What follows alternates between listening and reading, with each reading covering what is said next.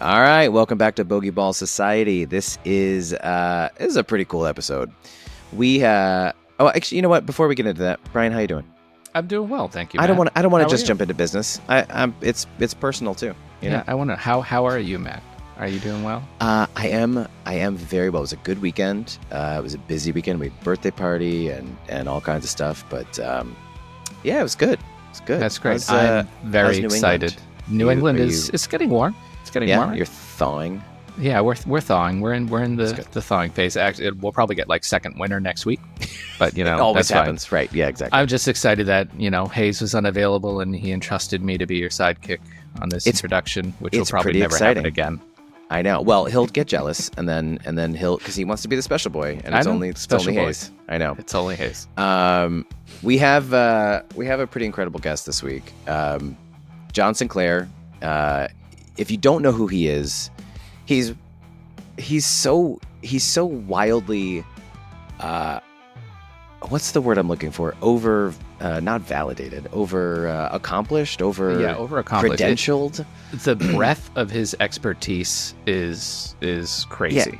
He's way too smart to be on our podcast, is what it felt like. Like, I just felt like, how did we land this guy? He's really incredible. He is a top 50 teacher, Golf Digest 2024-2025. He runs Sinclair Golf in Texas. He is one of the most sought after coaches for PGA Touring professionals. For other coaches, coaches go to him to learn his techniques. He is a master's golf psychology, which is I think one of three. If I'm correct on that, I could be wrong on that. So apologies if I'm wrong. But that's one of his other focuses. He is incredibly smart. He is the R&D development R&D person for TPT golf shafts. Yep. He's a fitter. He's a coach. He's awesome. He's all things golf. Yeah, and it's golf.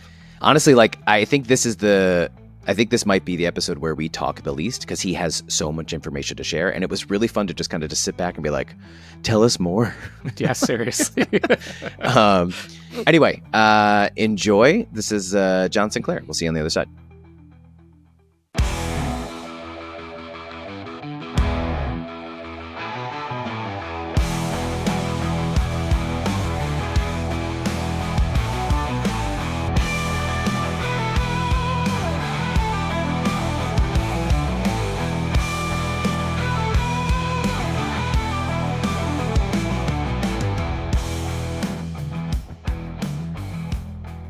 I spell assume ASSME. That's how I spell assume. Uh-huh. So, yeah.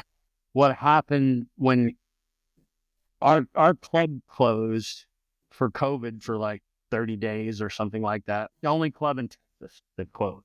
You mentioned that on the podcast, and I thought that's crazy because I'm out in SoCal, and it was the same thing. It was like everything was open as long as you socially distance, and it was obviously the way I play golf is I hit away from everybody else. So. It was owned by the city, and they were just being ultra cautious. So we were closed for, I don't even remember now, maybe a couple of months. Wow. So I actually was teaching at a different club. So I couldn't even be in my building, except by myself. Mm-hmm. Wow. Okay. And so I could work there and do some things by myself. So I was actually able, to be honest, get a lot of things done that I couldn't. But at the same time, so I went to a friend of mine's golf course that he owns, and he let me teach there. But when we opened back up, and I used to have my book online, so anybody could sign up anytime. And I think we opened up like the second or third day of June that year. And then in 3 days, I was 3 months out. Wow. I'm comfortable at a month out. I was not comfortable at 3 months out because I couldn't even predict what I'm supposed to do in 3 months, if a tour player calls or I have to go somewhere. I mean, it was like, because I pretty much teach 7 days a week. So it was every single day for 3 months and 3 days. Holy smokes. That was fully booked. And so that was like, okay, shut that off.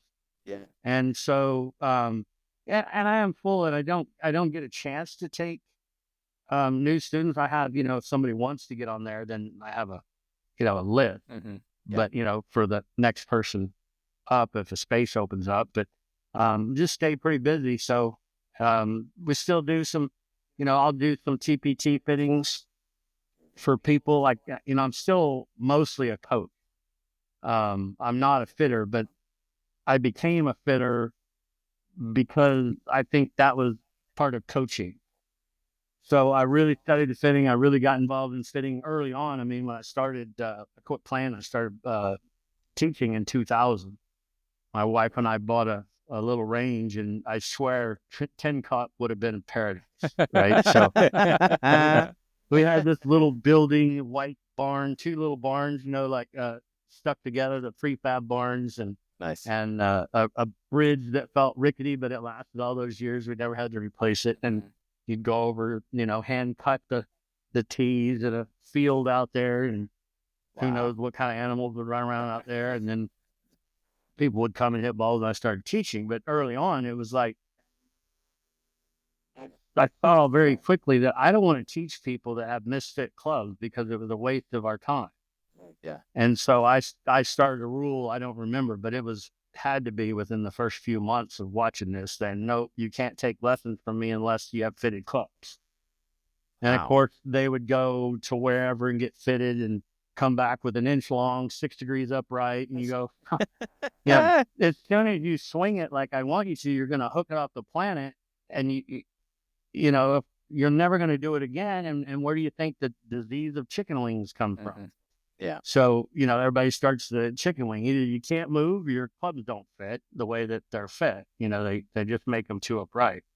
So, and I understand that they're trying to fit a person, right, as you're swinging at the moment, because that's the job. It's like, hey, I want to make you hit it as good as you can right now, but there has to be a point where you're talking to the player, like, are you going to work on your game? Or are you just having fun and you just want to go out every weekend and smack it around? Okay, I can get that. Then I'll make the clubs more upright and you go have fun. But if you're going to work on your game, why would I hand you a set of clubs that if you improved would make you worse? So, at least then they get educated on, okay, well, I'm going to kind of make them a little flatter generally is what you would do, because they're over the top slicers. But, make them a little flatter so it encourages you to swing a little differently. Not you might not go all the way, but then also tell them, hey, you need to monitor this. And as you get better, I always told them, well, it's your badge when I can bend them, flat. Right. So we just keep going flatter. As you improve, we go flatter, flatter, flatter, but you're being monitored. Matt, do you want to confess anything to Mr. Sinclair about your clubs right now? I think he needs to bring this up right now. Yeah. Well, it's so great. Honestly, it's great to hear this because I was when I first got into golf, and I play once a week. Like I'm exactly who you are describing. He's in California. I play once a week. He can do that. I'm in California. I'm in Southern California. I have a net in the backyard that I'm able to throw up and hit balls into. I had Ping I2s that were orange dot, too flat. Those were the very first set of clubs that I bought by myself when I first got into golf. And when I went for a fitting, like 12 years later, they'd used a live board, and the guy was like, 2 degrees flat, perfect. And so they bent my clubs to 2 degrees flat. And then I went for another fitting a couple years later after I'd had some lessons, and they were like, you should be in 1 degree up because your toe is getting stuck every shot. And I did another fitting last month or the middle of January, and got fit into 4 degrees up. You're going the wrong way. I know. But wow. I will say. Lessons? What the heck? No. I did take a series of lessons, and I was a shifter, so I was swinging. I was moving my whole body back and then forward. So my middle ground was never in the same spot. So I'd get lucky if I hit it centered. I'd either hit it fat or I'd hit it thin. So that was really the lessons that we worked on, and that helped a lot. I broke 90 for the first time after those lessons. I broke 80 for the first time after those lessons. So it's definitely helped. I mean, for sure. But I will say that, like, the day that I went for that fitting with 4 degrees up, I faded every iron, and I don't really fade I don't fade the ball with an iron typically. but I do get the toe stuck quite a bit. And like my miss, I've said this on before, but like my miss is often this like swipey, wipey, like my toe gets stuck and the ball ends up, 15 yards right and 30 yards short.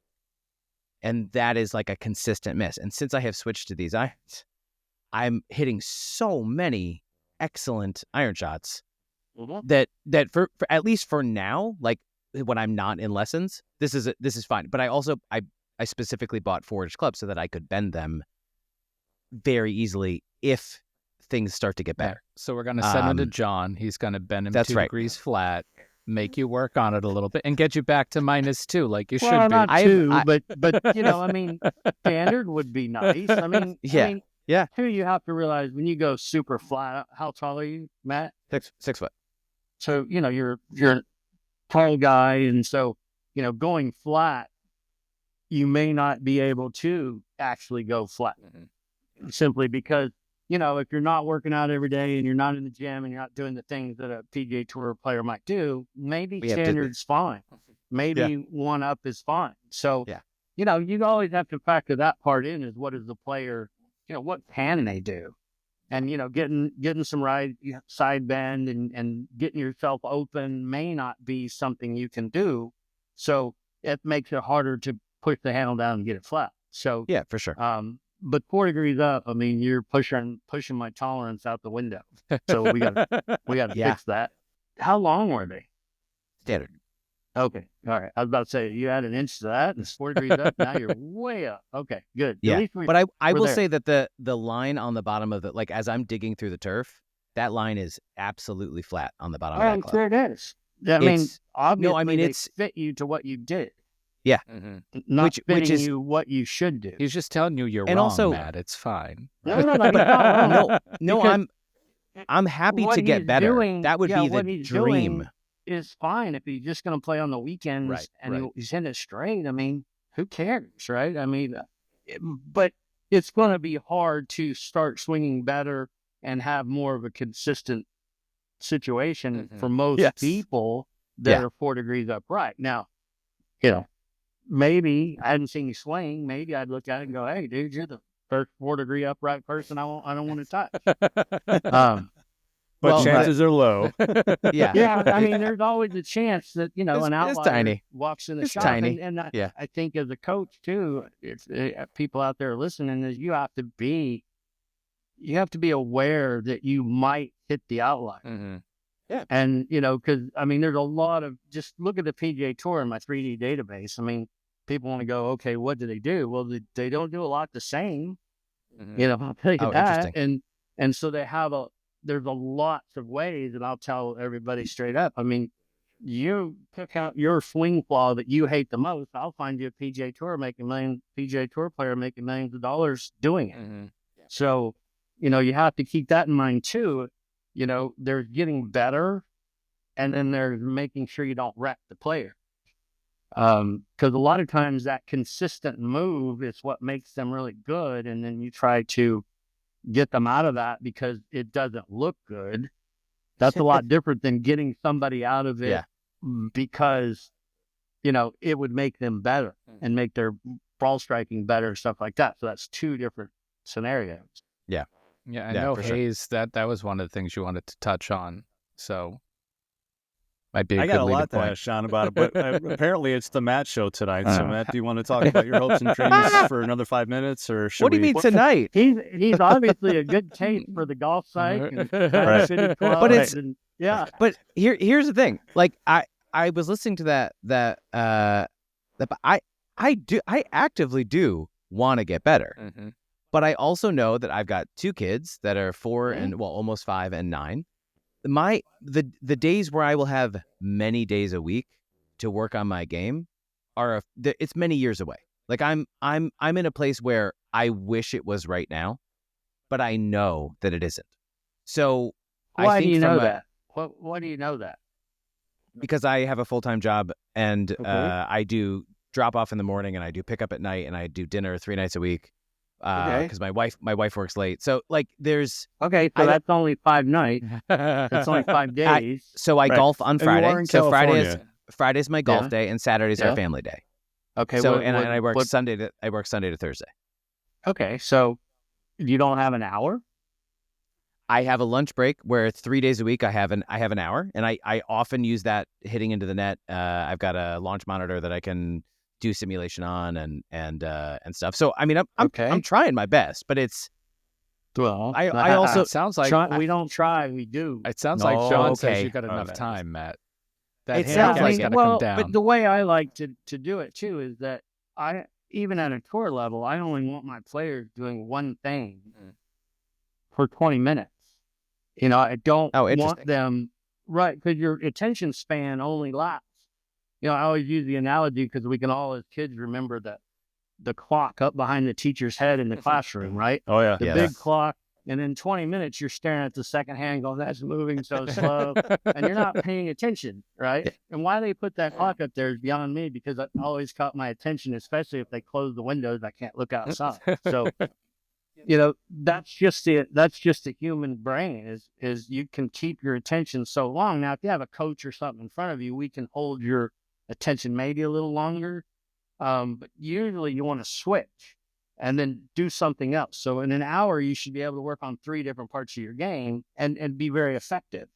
So you set a time, set it on your phone for 20 minutes. Then inside whatever it is you might be doing, you set a little mini goal. Like if I do this maybe 5 times, then I quit. And then maybe after you've done that 5 times, you go, okay, I want to do it 3 times in a row before I quit, or 5, and just make it a little harder each time. But that way you can't have a bad practice, because number one, if you did it 20 minutes focused, that's good. Even if you didn't get a lot better, you maybe got a little better. Yeah. But if you complete the little mini goal and get to end up and quit in 5 minutes or 10 minutes, that's like, yeah, you know, now I'm all right, now I'm getting somewhere. And then you make it a little harder next time, or you move on to something else. But so for people that come in that don't have a lot of time like you, if I can just get, I mean, you're watching TV with your kids, we can have a putting stick sitting up there and you can putt during the commercials. You can have fun with the kids and get them playing golf too while you're practicing, you know, putting down a thing. Okay, commercial guys, we get to get up and see who can knock it down the line or do something silly that's fun, but also at the same time making you better. Hey, I'm sorry. Can you just repeat all of that? Because I wasn't really paying attention. That's why it's on record. Stop making excuses. What he said was stop making excuses. No, honestly, it's one of those things that my son is turning 5, and for his birthday, our local place doesn't allow kids under 5 to come to the driving range. And so he has been waiting for over a year. And so we have clubs they're coming. They're lefty for him because he swings lefty, and they're 4 degrees up like that. They're 4 degrees up, just like me. Absolutely. They're stand up under. Yeah. It's honestly, it's one of the things I'm most excited about is getting to go on. Like, it's basically like, I mean, selfishly, it's another time of the week that I can bring him, because I can bring him on a Saturday or you know, a Sunday morning, something before work. But yeah, so we're super excited. And it'll have fun, right? That's the goal. He'll have a lot of fun. Yeah. And those will be the lifelong lasting things. I mean, half the stuff I remember at golf happened to me when I was, 12 and under. Yeah. I mean, that's where you really develop the passion anyway. Yeah. Well, maybe we should talk about your life in golf, Sean. Matt, unless you got more to get off your chest right now, are you good? I'm sure I'll have more later. It's fine. No, but I do want to go back though. So, John, you talked about the Tin Cup-esque range that you bought. When did 3D and AMM? When did that come into the picture? Like, when did you become that guy? Yeah, it's weird how that happened, because I just when I was on my Tin Cup range, I felt I was good enough. I didn't need that. I didn't use cameras. I didn't use anything. And when was I had a big old, one of those big old, I'm showing my age, one of those big old things with the cassettes in it that I would occasionally film myself. Yeah. And I never liked the way it looked. And I don't either I didn't like the way it looked, I didn't understand it or whatever at the time, but I just wouldn't use it that much. And when I started teaching, I was like, all that did is ever confuse me, and I just can see it. So I thought I should be able to teach people without them. And I was right. I made people better. And I I always say this to up and coming teachers: never afraid to say something wrong. I mean, say it wrong. If you have passion, if you have, you have the drive to make something better. I mean, placebos work. It's infection, right? It's infectious. And if you can get them believing in what you're saying, you'll probably make them better, if nothing else, just through, like when we talk about golf sites, through the confidence and the commitment and the trust and the belief. And then if you find out you've been saying something wrong, you just correct it. You come back to them, hey, remember I was, telling you this or that, and that was wrong. And all that does is make the client respect you more. Yeah. Right. And too many people are afraid to go, I didn't get that right, and do it. But it wasn't like they didn't get better. And then you got to get better too. Right. I mean, everything evolves. So I just was like that. I was anti-technology for that. It's weird coming from somebody that's so that's incredible, mechanically inclined. And maybe it was ego, or maybe it was pride. I don't know what it was, but I don't need that stuff to teach people to play golf. But I never had it. Mm-hmm. I just beat the ball around. I never had lessons as a kid. I just had fun. I had a friend, my oldest friend, that played golf, and we played all the other sports. He played golf. I didn't play golf. And so I couldn't stand that, and thought he could beat me at a game. I wasn't having it. And so I was fortunate enough to get to start playing, and that drove me. Just beating him was my life, right? And all the way till, if we played tomorrow for a quarter, it would be a grudge match. But he can't beat me anymore at all. But he has no chance. But and I make sure he knows that, right? So yeah. He's our seventh listener. Yeah, we'll send him a link. Right. I had that kind of mentality my whole life, even as trying to make it on tour, was like, no, I do it myself, because that's about me. It's about this. It's about getting it done. And, looking back on that now, did it probably restrict me from making it all the way to the PGA Tour? I would bet 100%. I didn't have the guidance. I didn't have the help. I hurt myself. I can't even straighten my elbows because I hit so many balls. So, and meeting Dr. Graham in 1997 was like this huge revelation, that was like, wow, I've been doing this wrong. She was my first, her and John Stabler were my first people to really ever talk to try to understand. And man, was I doing it all wrong, right? Were you still playing at that point? Yeah. In 97, I was still playing. I went to Chet at school. Okay. And I'm going to out her a little bit, but there was a guy that was there that was teaching the school. I just read it, and I was down in the dumps, and I was like, this mental thing's got to be something. And I read the book, got the book, and was reading the stuff about it. And so I was like, I got to go to this school. And it was in Bernie, Texas. And the guy that was running the school was an absolute complete idiot.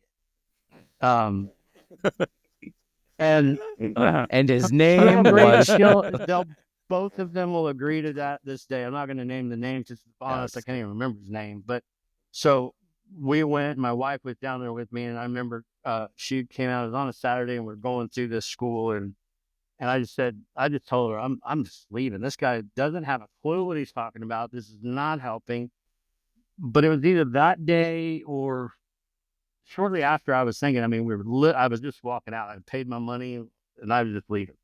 And I met her. She walked in and came down, and as soon as I heard her and started listening to her and talking to her, I was like, this guy's no good. She's the one, right?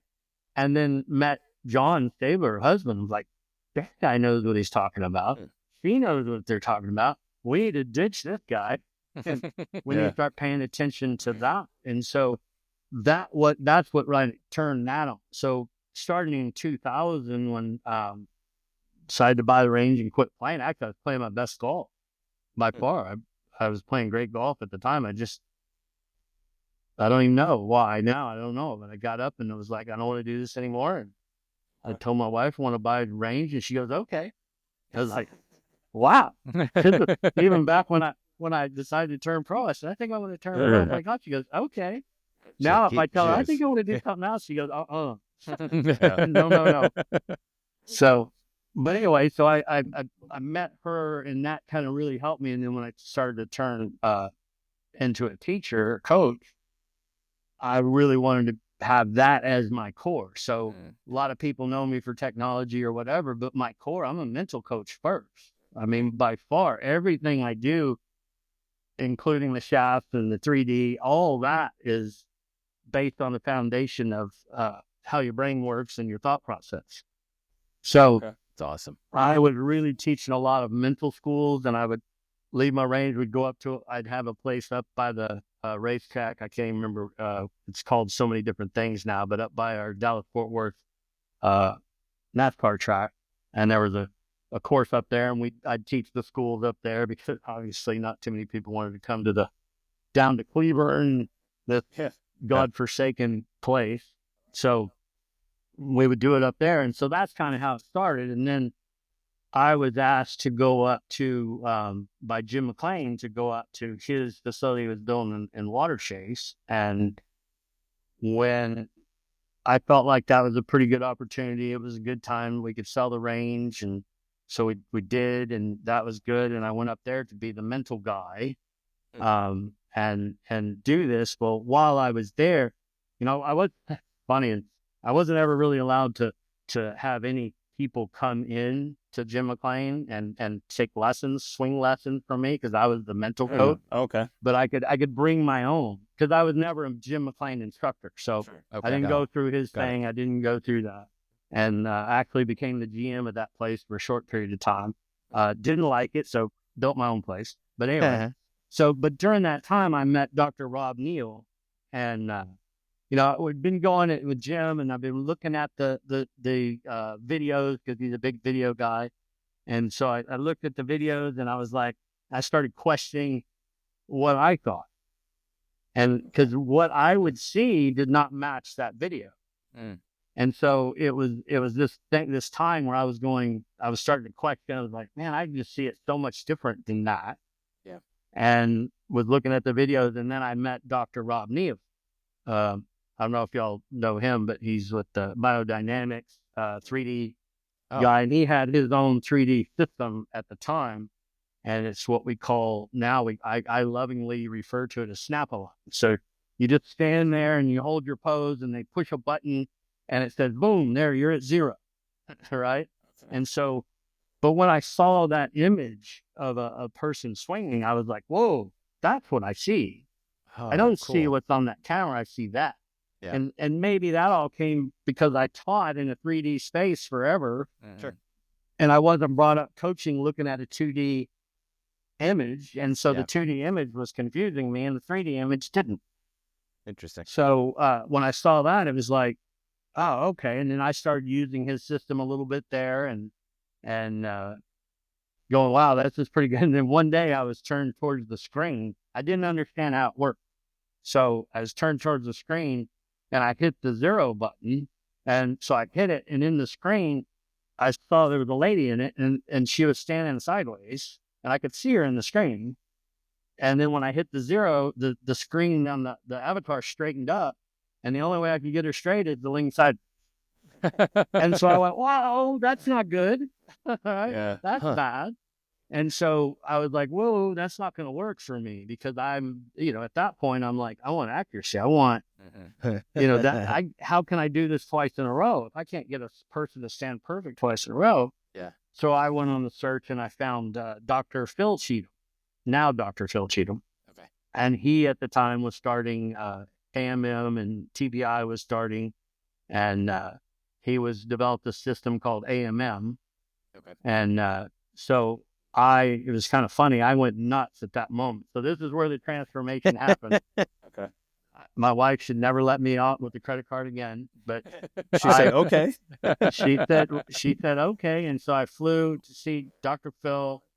I'll go jump ahead a little bit, but I went to see him, and I bought a TrackMan, I bought the AMM system, and I bought a SAM all in the same week. All at once. Oh yeah. I was Were you sleeping on the couch for a week too? That's dream right there to just buy all that stuff. I get in trouble. I get in trouble for $100 training aid. Yeah, it was a little bit more than that, but so I just went crazy and said I'm going to figure this stuff out. And but meeting Phil was like, that was awesome because he showed me how to do it. How to actually digitize somebody and do it. Yeah. And there wasn't any a lot of information at that point. So, and then he was like, okay, go tell me what you find out. And so, of course, you're looking at all these graphs, you're looking at all these things, and it's extremely intimidating. And there's no book. It's just figured out, dude. And so that's what I would do. I would just sit there and watch swings that I'd captured and see what they did. And I was lucky that my first pro client was Jason Day. So at that time, and so him and Colin Swatton and become good friends. Nice. And and so because he lived there by McLean's and I met him there, and it just became this thing. And of course, with him, I didn't want to make any mistake, right? So I really studied, right? I really paid attention. I really made sure what I would say. I'd go through out there and call back, see what they would come up with, TPI certified. But I was running in a parallel line with them. And I was in with my friend Jeff Benisek, who's a physical fitness guy, an MAT guy out there on tour. And so he had a lot of tour players, so I could capture the tour players. And so through him, and then starting to meet another guy I've been with forever, Ben Shears, awesome. And so all these guys through the medical side, I was gaining a lot of tour player knowledge, and then other coaches. And then so I ended up with all these players captured. Whereas TPI at the time was pretty much, as far as I know, stuck to just Titleist players. Yeah. And so I had all of them. And so we would. Did they have to put on really show the difference in the data? Put on a suit to it's capture wires, right? Yeah. So that's a pretty big ask. It's amazing that you were able to get that. That's I mean, players want to figure it out, but after you've done it a long time, they hate it, right? Sure. So, like 3 swings. One of my young clients one time told me as he grew and he's on the PGA Tour and he's doing well. He goes, "John, I used to love to see you. Now I just hate it." Because he was excited, and then he doesn't like it anymore. So, but that's because it's time consuming, and of course, I want to make sure it's right. Yeah. So it takes me longer than most because I make sure that I get the joints, I get it exactly the way, and so that we can repeat it every single time. Yeah. So that's where my data is very consistent that way, and so that's kind of where I leaped from no technology at all to, and then started helping different companies develop their 3D systems, gears, 4D motion, and now I work on motion to coach. Because cool. Since that very first day with AMM, I've been on a quest to get rid of the wires. And so, I went through the optical scenario, went through the accelerometer scenarios, and then I've landed on this now that AI is a viable thing, and it's way different than it was 20 years ago, of course. Yeah. And then get involved with these guys in Germany is, top 10 smartest people I've ever been with. And then watching them produce what everybody always told me was impossible, and now it's starting to be possible. It's going to be great. And my quest is to get rid of the wires. I haven't completely been able to. Yeah. And, I've had the same system now for, I don't know how long, since whenever that day was. So somewhere just short of 20 years, I guess. But that idea is now really opening my eyes, because with the wires on, with putting stuff on the shaft, even the optical, you gotta put gram weights on the shaft. You gotta put it on the head, changes the swing weight, changes the feel. And so I started to see in this, wow, the swings are different. Mm-hmm. So all the data that I have, and I think of it this way, was I ever capturing the real swing? And the answer is pretty much unequivocally at this point, no. Wow.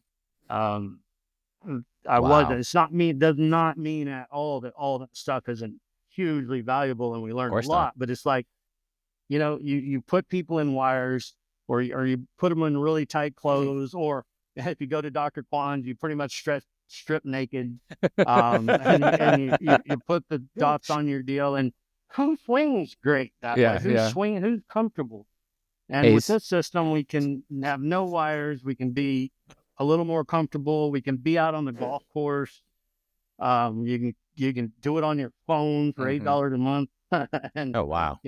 It's a great tool that's just going to be the evolution. Now, has it taken? It's probably 60%.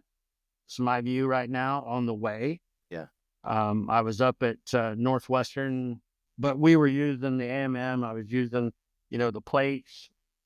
We were using TrackMan. So, 3 systems to capture all this information of the players on something that very soon I'll be able to do all of that on the one system. So that's amazing. We did 17 players. I think it was something around that. And it took 5 days. And wow, I have 3 total days, but long days. I can't remember exactly, but that would be less than half that time. I could have done the same job. Yeah. So I'm looking forward to that day that happens. I'm about 60% there. Now it's getting close to, and I'm getting really close to seeing the shaft completely throughout the whole swing and know where it bends, how it bends, how much it bends. Okay. That's something nobody has. And I was asked by somebody, well, how are you going to validate? I'm like, how do you validate stuff that's never been done? So that's going to be something. But what you're looking for is if your data is consistent and you can learn something, that's validation in itself, and it repeats. But nobody can see the shaft fully. Gear can see, obviously how much it bends through that model, but they don't know where it bends. And what I'm seeing is that kick point in it, the loads, where it loads, how it loads. They're different, and how the golfer is responding to those loads is different. And with the AI, we're going to be able to accelerate our learning because we're going to have it help us, figure things out. And it's going along pretty rapid. Is the goal ultimately to be able to map a player and their shaft, and then be able to is it from a fitting perspective or from a coaching perspective, or from both? All of the above. So then you can and watch too. Watch somebody like you can watch somebody like me who swings all over the place, +4, not super consistent, and +4, and then say here is what you are doing, and here's what we want you to do. Because honestly, for me, I've tried to watch videos and coach myself. It doesn't work. I know for a fact my feels versus what I'm actually doing are so hilariously wrong. I feel like, oh, look at feel how shallow I am, and then I watch a video and I'm like, completely wrong. So my idea of what I'm doing is not correct, and that's rarely true. And then we'll convince ourselves that we did this thing. Right? Oh no, I can watch the ball flight fade 5 yards and know that I did not come from the inside. I just know I can watch it happen. Right. So I always tell my players, quit making stuff up. It sounds good, but it isn't right. Yeah. But I'm wondering from a regular Joe's perspective.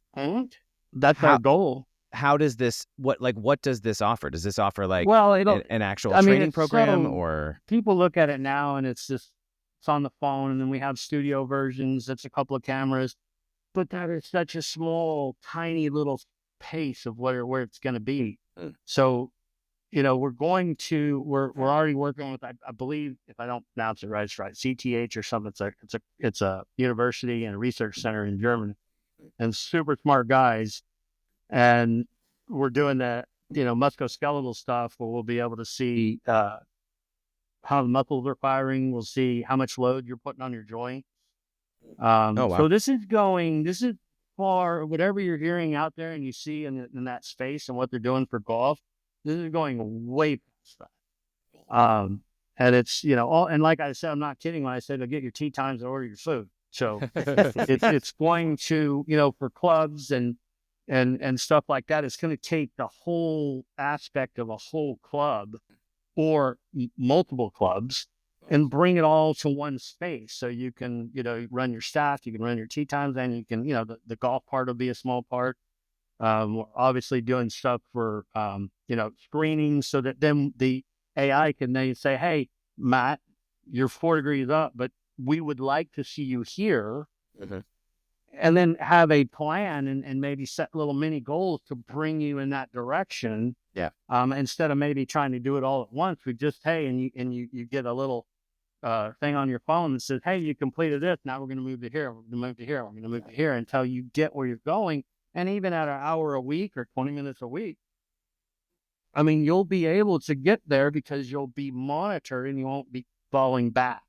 So that's the ultimate goal, to have the AI help. I know Dirk, the owner, keeps saying, we're getting rid of coaches altogether. I'm like, great, keep thinking that.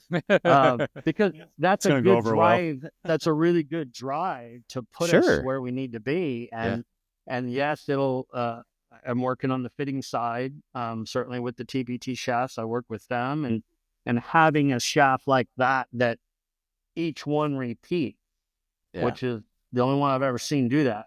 Incredible. Each one repeats. It also gives us a good basis for knowledge of what that shaft itself will do. So if we take a roll wrap shaft and we get 5 of them, they're all going to do something different.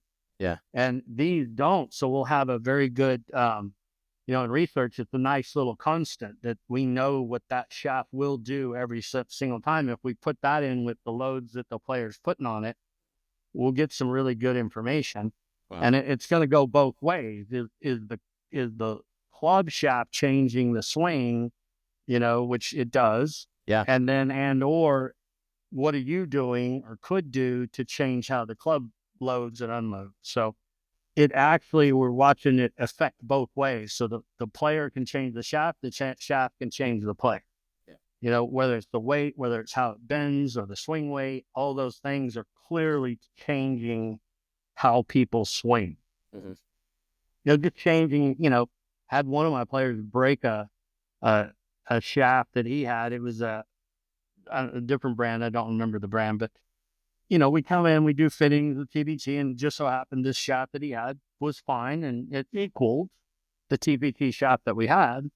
And so I said, there's no reason to spend $650. We'll just go with that. Something happens to that shaft, we'll be good, and we have a replacement. Well, a month later, he comes into me, and he looked like he had never hit a ball. So he's like, it's crazy. I was lost, and I don't get lost, when it comes to swing. But his average, I mean, he's a decent player, shoots 80, a little under 80. I mean, decent player.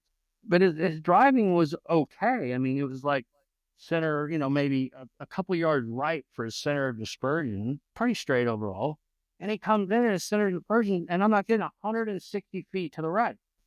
Wow. And I was like, what happened? I mean, at the top of his swing, he was like leaning way over, and I'm like, I didn't know what happened. I was looking at him, and I'd go, have you done what we said? Repeat to me what you've been doing. It's 1 month.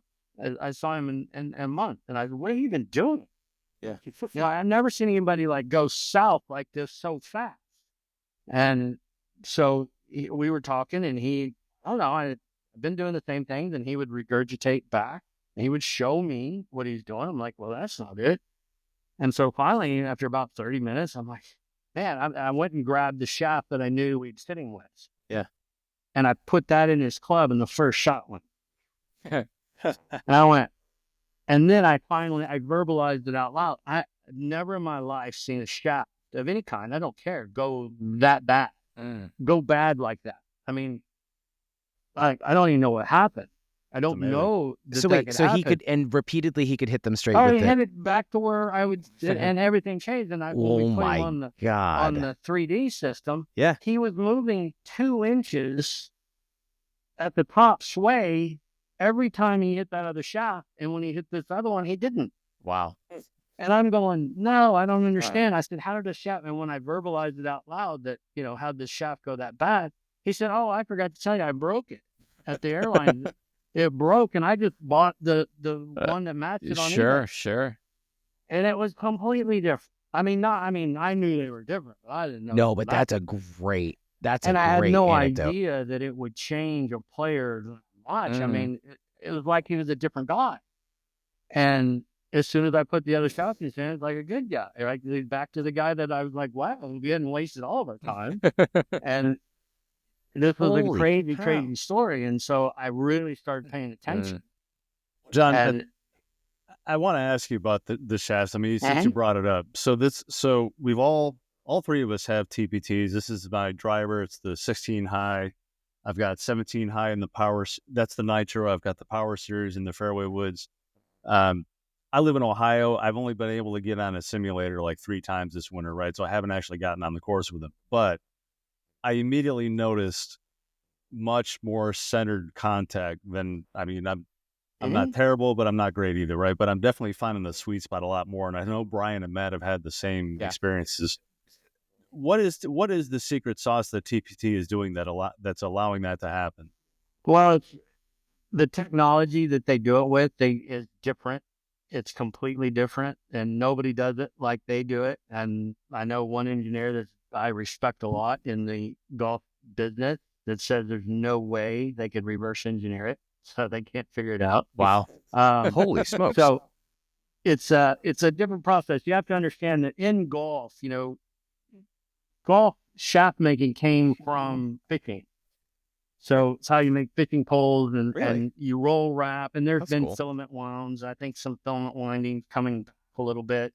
But we've had this same technology forever. So the engineers that are circling around all of the manufacturers, they all have worked for each other for the most part. And then they bring up their interns and they all make the same way. And so there's very little innovations. I would say Ventus probably, Fujikura with their Velacor's probably done, that's been like a little bit, I think, of advantage to make something a little more consistent. So I give them props for that, but they're nowhere close to a TPT. So that's what I had before these. And yeah, right, you're right. The TPT are Ventus killers. Now they're not Ventus killers when you go to name recognition. The Fujikura just kills us, right? I mean, for name recognition, but if you put it side by side and tested it, it's never beaten a TPT in my golf. So the idea is these guys come from sailing. So, the North Clyde technology, they want to win the America's Cup, so they built the Oracle boats, right? And they taught people, now they call it flying versus sailing.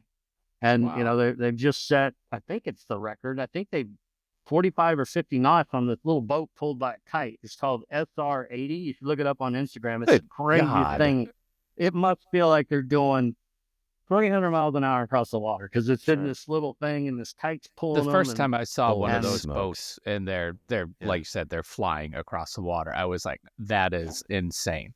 Absolutely insane. They're going crazy. So, and then they ended up in, they make this 50-foot high mast on the boats that's dead straight. So they're like, wow, if I can make that, I'll be able to make a golf club, right? And they make the sails for the boats. And of course, they make the material of the boats. And they're on, I think, 11 F1 teams.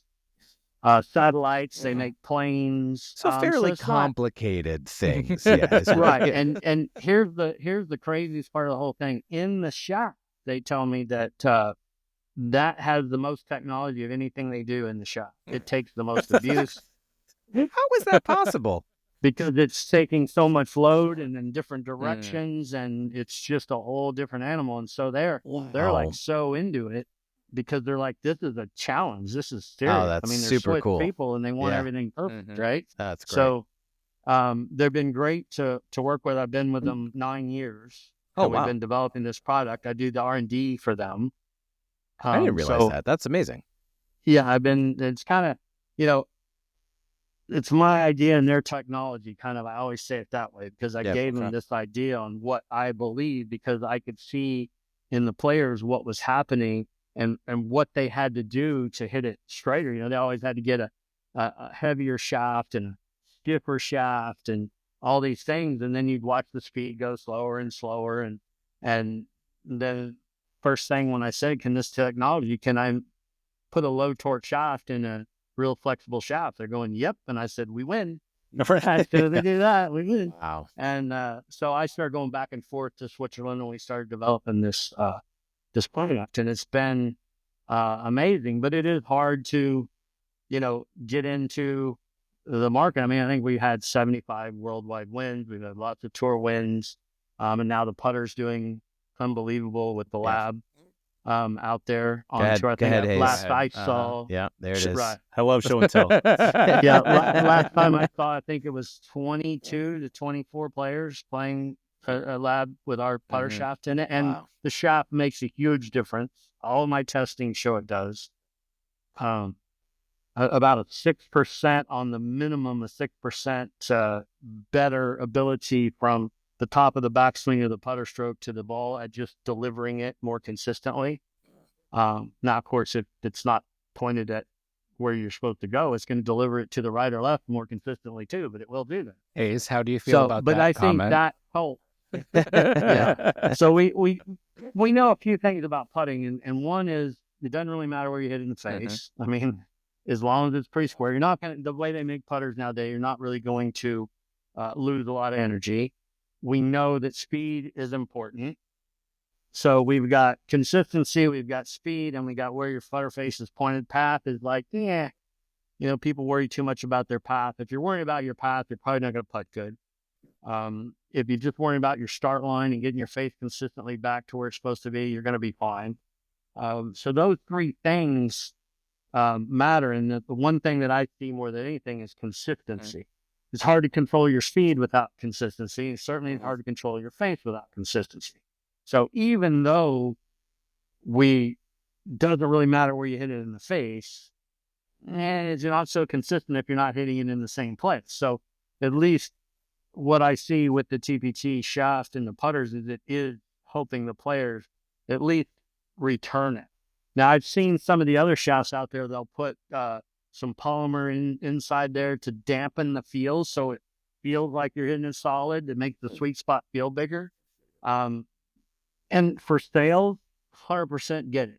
It feels because it great. Doesn't feel harsh. It feels good. And you're like, oh, I hit this putter so good. And, I know if I had one of those big stores where I had 400 putters out there I wanted to sell, I'd probably make those holes to where if I hit it anywhere near it would go in. I don't know that for sure, but I sure make a hell of a lot of putts in there.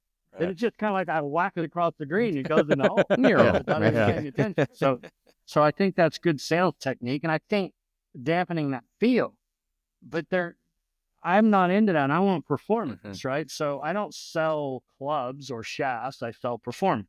So I'm interested in you sticking with the equipment that you have, which isn't conducive with, the coach. That's not conducive with selling a lot of different equipment. Sure. Because, certainly if I dampen the thing and you go suck for a month or two, guess what? You're going to come back and buy another putter. And that's what we want, right? And then you want 100 putters. And I remember in 1972, I putted pretty good with this one, and you go back to that, right? Right, yeah. So that's kind of that's a hard thing for me to go, okay, well, so with that TPT shot, you can clearly feel if you hit it a millimeter off the center. Oh, yeah. Yeah. And so that's training you too, not that it matters that you hit it in the same place, but to be more consistent in the middle, which will then make your stroke, in my opinion, a little more consistent. And you make more putts. And if we can get you, it's the minimum 6% better at delivering the club the same way every time, I mean, that's going to translate into made putts. If it's one or two a round, or 1 or 2 a week, even on the PGA Tour, that could be every. Right. Yeah. So that's kind of the TPT secret sauce. Is they came into it with fresh ideas. Like, why do you put paint on a club? It just makes it heavier. We would never paint one of those sails. The boat would sink, and it certainly wouldn't go very fast, right?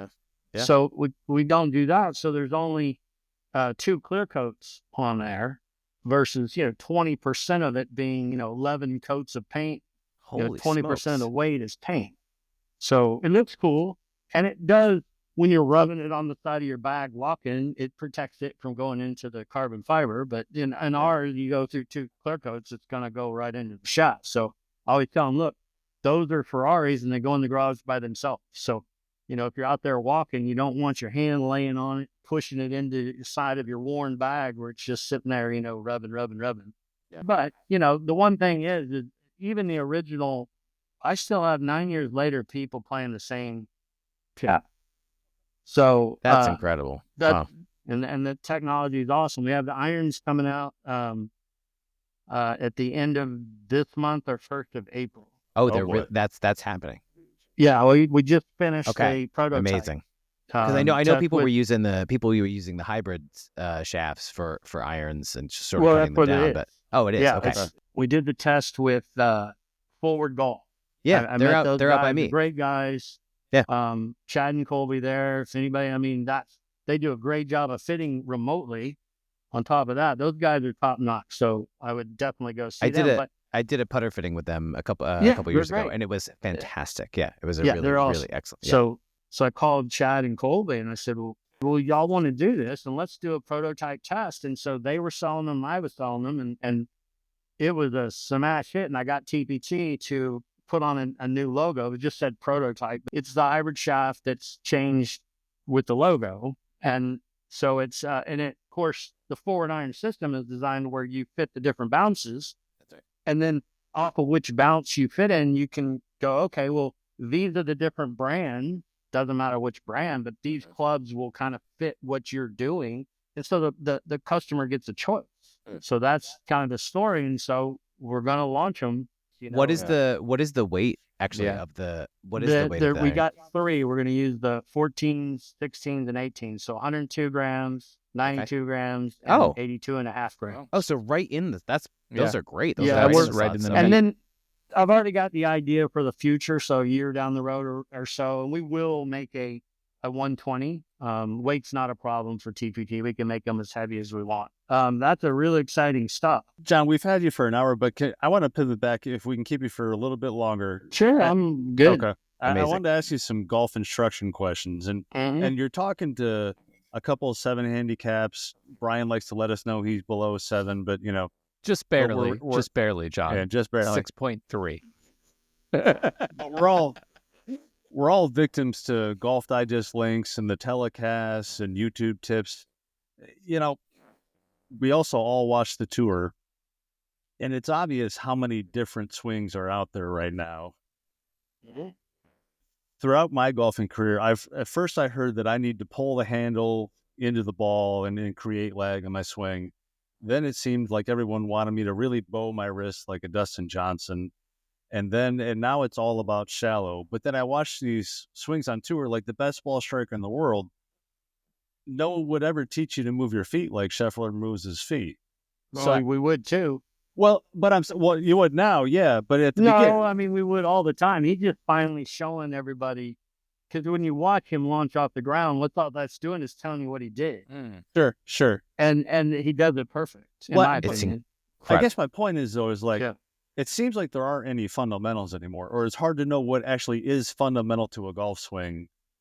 Here's what I promise you: it's not. It's not your grip. It's not your stance. It's not your posture. Okay, there it is. Yeah.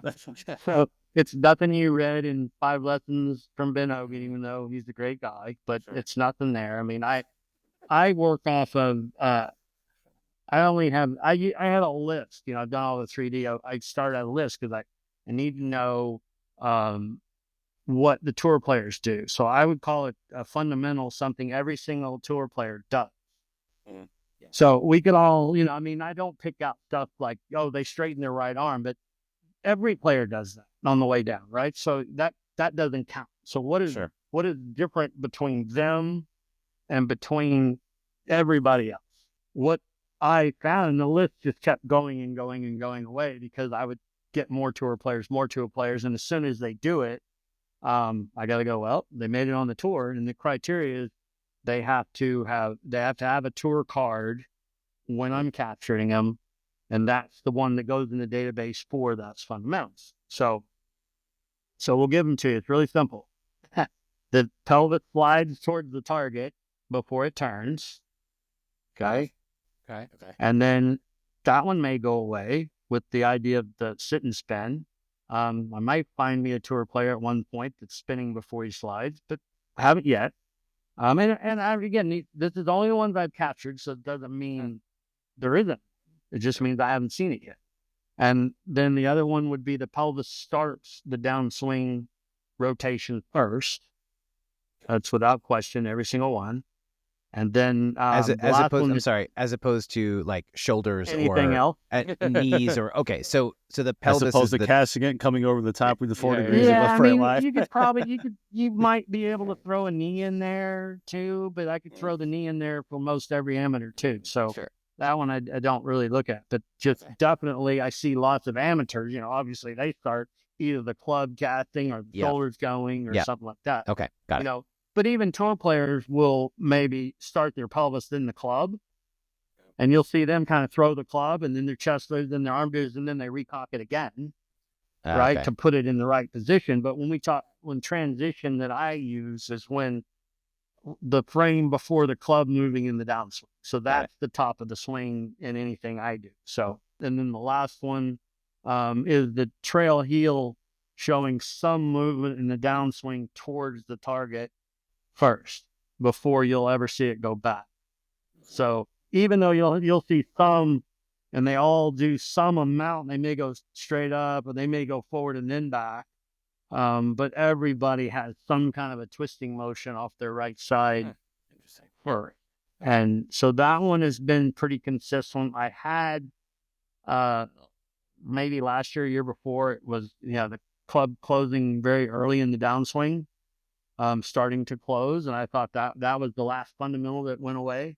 And then I had somebody get the arms parallel that's a really good player that didn't close it before then, so that one's out. Interesting. So you can do that and be a tour player, right? Yeah. So generally I would say that's what a 15 handicapper does, is they don't close the club early, but I have now seen a tour player do that. Yeah. And a good one too. I mean, so it's legit. So if you got that magic, you got the magic. So it's all in the hips, John. You're saying it's all in the hips. Yeah, it's kind of all in the hips. It's all in how a player sequences, and then so those are the fundamentals. And then shallowing. I mean, we found a tour player that didn't shallow, and very good player, and one of the best players, and but he's also not a very good driver when you compare him to the tour players. If you compare him to y'all, he kills you, right? Mm-hmm. So as far as that goes, so I always laugh at that too. Like so and so on tour is a bad putter or a bad this. I'm like, you go play him for $1,000 on the tour? I dare you, right? It's relative, yes. right? Those are my favorite. Those are my favorites. He's only 150th in the entire world, and he's in terrible. the world. Yeah, in the world. Yeah, exactly. Right. All these putters, when you look at them, and you can probably separate them, except for Jack and Tiger. You can separate them into good ball strikers or good putters and chippers. And it's just kind of goes hand in hand. The better the ball striker, the more they see misses, right, on the green. So that affects you psychologically putting. And the more you're around the green and chipping it up inside of 10 feet, the more the hole starts looking like a bucket because you see a lot of putts go in. So, I actually had made this argument last year at some point because my chipping got better and I made a lot more putts. And so my putts went down, my putts per round. I had several that were like 24, 25 putts a round. And somebody was like, you must be a great putter. I was like, I'm really not. Like I'm an okay putter, but I'm giving myself looks inside 8 feet a lot because I'm missing so many greens and my chipping got better. And it's like, yes, right? Yeah, but it really. Well, how many greens did you hit? Oh, right, exactly 6. Right, yeah, exactly. Today. How many greens did you hit? Well, I hit 4. I was like, you should have had 22 putts. but I had a day where I hit more greens and I had 35 putts and I felt like, I didn't make anything. But that's not a bad day. Like I hit more greens. Like it was actually a pretty okay day. But I just think it's an interesting stat. But if you're hitting that many greens on a consistent basis, right, you'll go psychotic. Right. You'll, because I'm missing all these putts. I should be better. And you get into, I missed like 12 footers today. It's like, but welcome to the law of averages. Right. Yeah, exactly. I mean, those are like only, maybe 30% or something like that. But, so that it's just, and then of course players will assume as they're doing that, they'll turn the 12 footers into 5 footers in their mind, right? Sure. Because right. they feel like they should make I'm supposed to make this, yeah. And now you're done. So it works in this psychosis. And then, and then you're a good putter. You're like, hell, if I could just hit the green. Yeah. You're right. I could just hit the green. So you're all stressed out there in the fairway trying to hit the green because you can make the putt, That's but right. you can't hit the green. You're 120 yards out. That's And where now all your that middle mental stuff case starts kicking in. And then that's why we look back at the two guys that break that mold. Obviously, we can call them 1 and 2, and I'll argue which one's one. Sure. Jack. Yeah. You'll take Jack and I'll take Tiger. That's okay. But you That's saw fine, Jack right? play and I So, saw, yeah, mean, exactly. But those So two guys were definitely pretty much great at everything. oh my God, And incredible. that's why they are who they are. And other than that, most everybody has, I think maybe Tiger's better chipper than Jack was, but Jack didn't miss many greens. But then again, he makes golf courses with giant greens on too, right? Yeah, exactly. Yeah. So, but those are just things that I've looked at over the years to go, yeah, that makes a lot of sense. And then coming back to the mental part, going, yeah, it makes a whole lot of sense. Like I was a very good ball striker. I mean, I averaged 15 greens for 2 straight years. Wow. But so I would go insane. I had 100 putters, right? I mean, how can I not shoot 64 every day, right? And I just didn't understand. And it'll make you want to, jump off a cliff, especially when you're trying to reach that level. But to be honest, if you're a 15 handicap, it drives you just as crazy. Everybody asks me, well, what do the tour players think? I'm like, the same thing you do. They just do it less often and they're a little better, and that's why they're that. But they have the same problems as a 20 handicap. Well, John, along those lines, is the golf psych, is it targeted for the professional player, or does it apply to amateurs? Okay. Everybody. Cool. So I'm very mentally strong, but these two guys, they could really benefit, I think, from real weak. real everybody benefits from it. No question. When John and I ran the schools, I don't do them so much anymore. Just I'm busy doing other things. But when we run those schools, that we worked hard. Both of us worked really hard at. This is John Stabler. It's John Stabler, right? Okay. And making them very similar, so it doesn't matter who you go see, whether it's him or me. You get this information block. But it's like more rare that somebody doesn't shoot their career around in the next week after they've been to a school than it would be that nobody would. So if you have if we have Holy six players in a school, pretty much you can put your money down that somebody in the next week or two is going to shoot their career around, not just like on playing around, but possibly even in a tournament. So, because it teaches you first, here's your personality. Now here's how you deal with it. Don't change. We don't need to change you. You just need to, you have strengths and you have weaknesses. This is your weakness. So here's what you do for 10 seconds, right? Before you hit the ball, instead of doing what you're doing, you do this.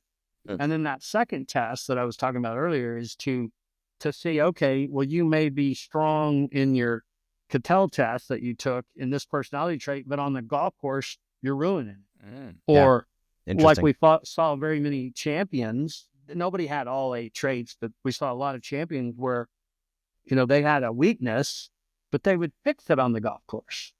Like a Miller Barber would, when he was a very wide focused person and he would get distracted, but he understood that on the golf course that if he saw a butterfly, he went and put the club back up and started over. But he didn't get taught that. That's something that he learned, that he played better. And so he just adjusted that trait by himself, right? And fixed it. And then so he was a champion golfer, and when he was playing, he had all the traits. And then a lot of times with players that I've had that are really good, I've had a couple that are like all have, pretty much all the traits. And then my job with them is to make sure they don't screw that up and change who they are when they're playing. And so that's where their challenge is don't change, just go play that way and be you.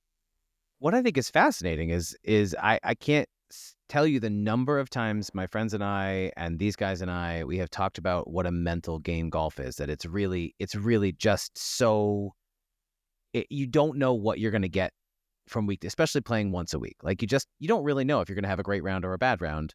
And there are times that I have walked out feeling like I feel great. I'm going to have a great round. And immediately double bogey. Like, immediate, and just like, oh, okay. And so instead of going, well, got that out of the way now. I know, but the first time Yeah. I broke 80, I played with a friend who had not played in 20 years, and I felt like I was coaching just a little bit. Like, oh, so my focus was not on me at all. It was on him, and I made 4 putts over 30 feet.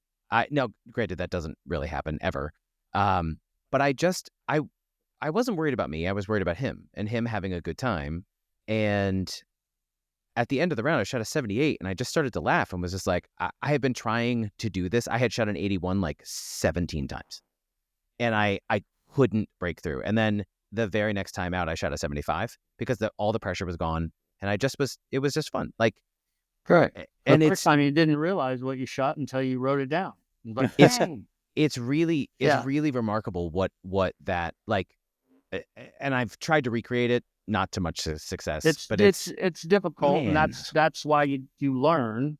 Yeah, and your body's not always the same every day, and you got to learn how to turn a bad score into a good score mentally. So much as more mentally than physically, because especially that's what's so hard at 72 holes. People don't really realize that 72 holes. It's hard to be on every single day. I And think you can mark it in the book in the old days and it shows how much better we've gotten at coaching, and the players have gotten better.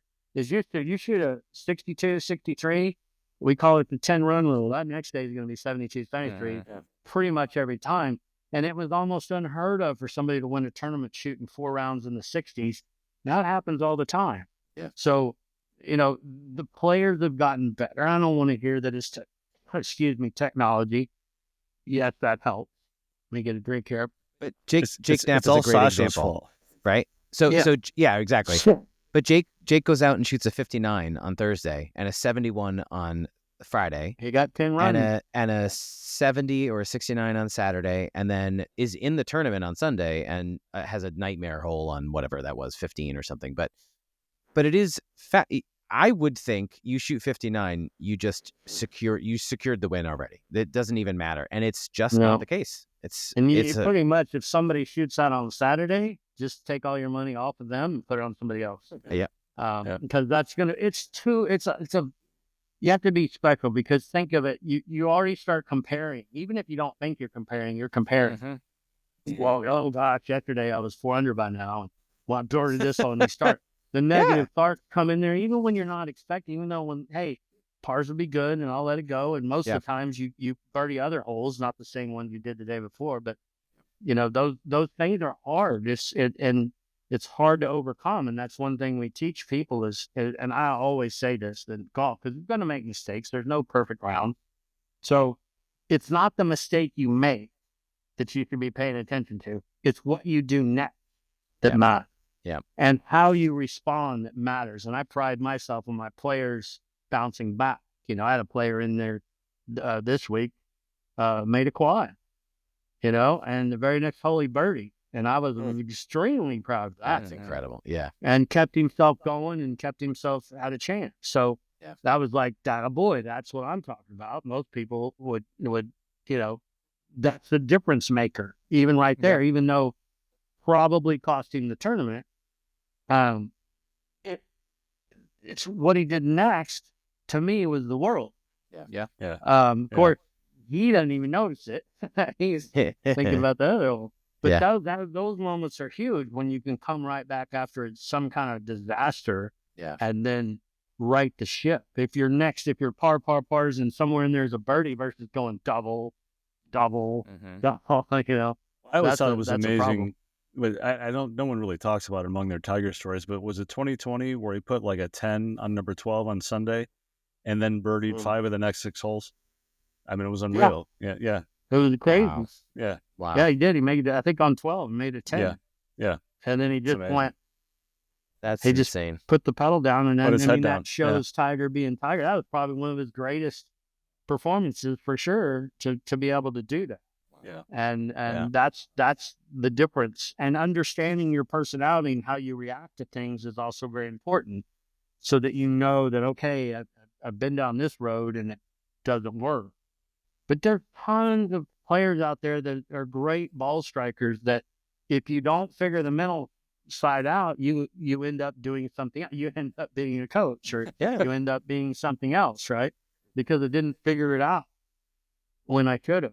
And but then again, there's a reason for that, because then you know the failures and you can coach those things. So yeah.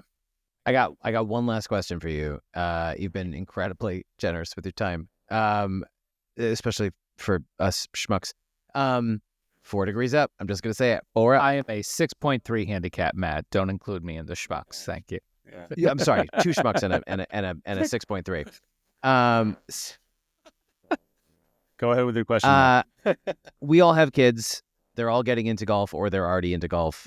Yes. From just from a strictly mental point of view, are there things that we can do or guide them in focusing on, as opposed to don't think about that or don't do that? Like I know for me, I do better with positives as opposed to negatives.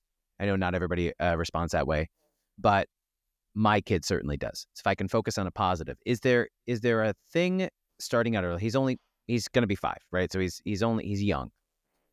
But I think this goes with probably most sports. He's got great hand-eye coordination. I can imagine him playing high school stuff as he grows. Is there a mental, like a little like a trick, a little thing that helps the vast majority of people get better? Like, is there any one trick? Is there anything? Fun. Okay, yes, for sure, fun, right? Has to be fun. It has to be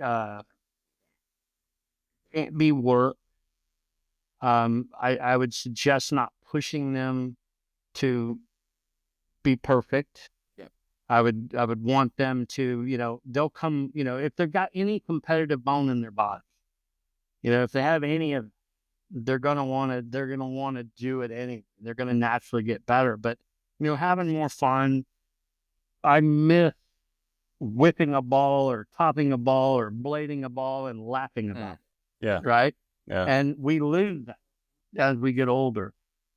And when we can laugh at those things, even at a high level, it makes everything better. And so what I don't like to see, one of my pet peeves to see, is penalties given in some fashion, okay, for missed shots. Like, if you don't hit this shot, you got to do 200 push-ups or whatever they do, or sit-ups or burpees or bear crawls. Or I see coaches do this all the time. It drives me absolutely insane. Because the player, I don't even care how old they are. Yeah. There's enough penalty and missing, right? I mean, just internally, there's enough penalty and missing. And so teaching them that it's okay to make a mistake. It's always that thing, no, you want to drive for perfection. You want to, even Tiger didn't say that. He said professional excellence. So even at that point, you understand you're not going to be perfect. You don't have to be perfect. And you just got to, it's more important that we laugh and we have a good time and we kid ourselves when we make a mistake. And then what we do the next time, what caused that mistake? And then how am I going to correct it? And rarely, to be honest, it's not the swing. You got to grab it, you got to swing, especially a little kid, you got to give them some kind of guidance. Yeah. But a lot of times, if you just hold them in front of the TV or sit there and watch dad swing or watch other people swing, that's the best teacher. You're telling them to, don't stand up, don't jump, don't do all that, don't think of the Eiffel Tower. That doesn't work. How big is it? Right? Don't think of a pink elephant. So all these things don't work, right? Yeah. So we have to have them, in my opinion, have fun and teach them that mistakes aren't bad. Mistakes are made. Yes. And then how do you account for those mistakes? That's the important stuff. How do you deal with it? Are you continuing to make the same mistake? And then the answer is yes, because everybody does, right? And then, so let's just do a fewer times. So if you want to see how many putts in a row you can make from 10 feet and go out there, I want you to practice rolling them, of course. Roll it down your line. I want you to do that. And if you want to see how many you can roll down the line, then you set a tee time and you get one chance. right? You get one chance, and as soon as you miss, it's over. And hey, I didn't beat my record, or I beat my record. And but if you keep going 1 in a row, 2 in a row, 3 in a row, there's eventually a number that you can't handle, whatever that is. It might be for a little kid 2, right? Yeah. It might be for a more experienced player 20. That after I get to 20, everyone's just that much harder, that much harder. Mm. And I don't know that it teaches you what you need. Here's what teaches you what you need. Here's a 10-footer. You got to make it right now to win any tournament. You want to think in your head, or, put $1 down, $10 down, whatever makes you nervous, $100 down, you get one chance. And you have to live with it when you miss. Mm-hmm. Okay? You have to go home. Make or miss. You got to quit. Because that's what real golf is. And so that's what I do. We don't end practices on a good shot. We end practices on the last shot. Interesting. And so therefore, if you're doing that, now you're actually practicing what reality is on the golf course. You get one chance to perform, and you fail or you succeed. And if you do this all the time, you'll start succeeding more than you fail. At first, you probably fail more than you succeed. But that's how you're going to learn to hit shots under pressure. I'll give you another quick, story. A player that practiced at the Masters, practiced this one chip on a hole because he knew the pen is going to be there, they're going to be there, and chipped to that hole, and he hit it 100 times. Okay, so even then, in the press conference, she even said it. I went and I hit that 100 times, but in the tournament, guess what? He missed it. And he didn't get it up and down. And I thought right there, well, that's because your practice sucked. Because you did it 100 times in a row, and now you had to do it 101 when it counted. Yep. And so all that practice goes out the window. I'm not telling you don't get some marginally better doing that. But certainly, had he looked at the situation, hit a few shots, right, and saw, okay, this is the shot I need for this situation. Yeah. Then you go off maybe over to the practice area, and you're working on the technique you need for that shot. Then when that shot shows up on the golf course, you go, I got this. Look, I did this 100 times in a row. I got to do it again. That's a totally different mindset. Yeah. Then walking up, I practiced this. I got this. Not I practiced this exact thing and I hit that shot 100 times perfect, and now I got to do it 101. Yeah. Not a good idea to have your mind in that spot. I've been so amazed. I spent a lot of last year and a little bit of the year before just working on my short game around the green because I was missing so many greens. And just the confidence of like, I know how to hit the shot. Like whether I'd played that course or not made me better. Like just buying into the idea that I knew how to hit the shot. I didn't always do it. It's really true. If you've played with me, you would know that. I'm I don't hit the shot all the time. But the confidence that I could hit the shot, even just that, buying into the like, I can do this, helped. Right. That's so important. It helped so much. So that makes total sense. There's at the match play the last year they had, was that 2 years ago? Maybe not last year, it was the year before, I think. That one? Yeah. That's Austin. In Austin, right? So I was down there, and the way the chipping green is, and there's this white picket fence that goes, and so we were pretty close to the chipping on, really within a couple of feet of the fence. And so my player was chipping, and we were working on some stuff, and every time he would throw a ball down, I'd step on it, or I'd bang it down with the club and beat it into the ground and make him chip. And this lady was standing there, and she goes, "You're the meanest coach I've ever seen." And I was like, "What?" And I was like, "Would you hit it?" And of course, he knocks it up there like that. I said, "Anybody can hit it off a good lie." I mean, where do you think the ball's going to go? It's not going to go up on a tee. It's going to roll in a hole, wherever that hole, because that's gravity. It goes down in the hole. Right. So we can practice off good lies, and that's great for technique work. But when it's time to use your technique, you don't get a good. And so why don't I give them the worst lie they see? So if they see the worst lie they can possibly imagine on the golf course, they go, "I got that. I practiced that." They don't go, "Now what do I do? I've been practicing off a perfect lie." But it's amazing. I just played 18 holes. I missed 5 greens. I didn't get one perfect lie. Yes. You had crappy lies because that's where it goes, right? And so when you do get a good lie, it's great, but sometimes they go, oh my God, I hit it too It's good. too You've heard nice. that 1,000 times. Yeah. You hear it and the ball doesn't, because you're not as used to that perfection, and it's like, ooh. So sometimes those are a little bit harder than, because how much work we do on the crappy lies, because that's the ones we get mostly. Yeah. I've definitely had nice lies where I've gotten too much spin and been so utterly confused by what just happened. Sure. Yeah, I got a lot of friction. It was perfect. Hey, right? That just checked up 18 feet short. That's not good. Yeah. So. Yeah, well, it was good. You just didn't know it at that moment. Yeah, I didn't need to. Happen. Yeah, exactly. So. But that goes with your practice too. Is reading your lies, making sure you understand how much friction you're going to get on the ball. Yeah. Is this going to fly? And if you have doubt, you can always go, especially in a little bit of rough, you can always decide you're going to make it fly instead of spin. So, I mean, you can make sure you catch a little more grass if you want it to release. Yeah. So there's always those options. But reading a lie is an undercoached thing, is being able to have players look at a lie and have some reasonable expectation of how it's going to come out. Great. So when should we come to see you? We should just the three of us should just. Well, first you got to get through my gauntlet of I'm not taking any more lessons on the website. Not exactly just click off. Apparently, I have to read next site. Yeah. But and anybody out there too, if you see that, don't be scared. Just email me or something like that. If I have time, I try to see as many people as I can. And John, that's sinclairgolf.com, right? Correct. Yes. And that, can we also start pursuing the golf psych eval from your site, or is that? Sure, you can go either golfsite.com okay. or you can email me. I can send you a link or whatever. Okay. It's the same either way. Cool. But yeah, I can get you the link and we can do it that way. So yeah, we'll post it for sure. Yeah. Yeah. And can our listeners follow you on Instagram? Do you spend any time on social media, or? I think it's JRS2 and then John Sinclair on Instagram and then JRS2 on X. But Got it.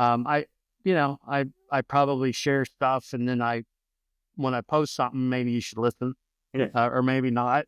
Maybe you shouldn't. But that's because I don't do a lot. But I certainly, if somebody asks me a question on there, I try to answer it. Well, John, you're clearly plenty active as it is already on plenty of other stuff. So you've been awesome. Thanks so much for sharing your time with us, John. Thank you so much. Appreciate it. Sure, I'll do it anytime. This has been fun. Awesome. Awesome. Yeah, sounds great. All right, folks. Thanks for listening. We're out. Bye-bye. All right, and we're back. Bri, what's your takeaway? I just can't believe the wealth of information that he has. That was really fun. I learned a lot more about the golf psychology side. I didn't realize kind of going into it that he had that on his resume too. Yeah. And just I want to go take a lesson from him. It would be so much fun. Yeah, I actually I did a preliminary personality test. I honestly did not even realize that there was a secondary one, and I have been thinking about that ever since we did that record.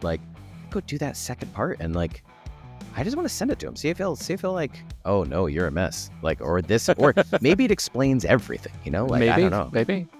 Yeah, it was really fun to have him on. I honestly think that we could have just left that going, and we could have talked for 3 or 4 hours.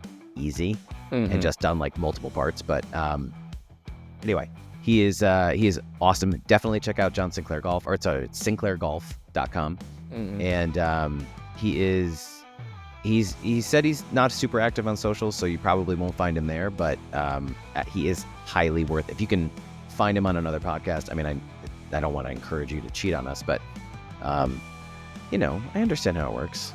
There's some other podcasts out there. He did some stuff on YouTube too with Cordy at Golf Well that were some really good videos and worth watching. Kind of going through his process of one of his 3-hour lessons. Yeah, he is unbelievably informed, and if you are lucky enough to be in that area and somehow get in on the books with him, I cannot recommend it enough. So 100%. Anyway, thank you for joining us. As always, you can email us at bogeyballsociety@gmail.com. Any questions? We would love to do more mailbags. That bit drove Hayes insane with the stupid voiceover. So any excuse where I could do more of those. So please email us. Find us on Instagram, on Facebook, on X, on what else are we on? YouTube, obviously. This is probably where you're watching it, but anyway, thanks again, and we'll see you next week. Goodbye, everybody.